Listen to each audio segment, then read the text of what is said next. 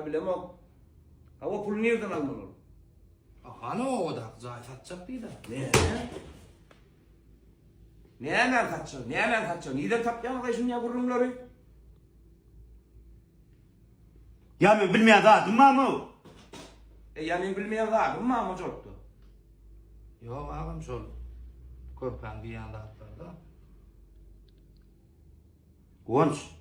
Şu meselede biz gurlaştık anan doğulan günümde o. Yap soğurunu. Fatma diýen ad bolma lana geçiydi. Ya senim sonluk mu? İniymiş. Doğulan önünde gepleşti ya şu meseleler hemmem düşüp. Ya buna ustaçak koyacak kurumu deyip. Şu kurumu deyin son sapar gelsin olsun. Oram men şol. Körpü diýdi onu aýda. Şoda atlan sene selen babada gat görme onu men zanmydan ýanlar. Bu kurumu tek hemmem gayet. Hem maşulatların içinde seni benim muhafaza ettiği kat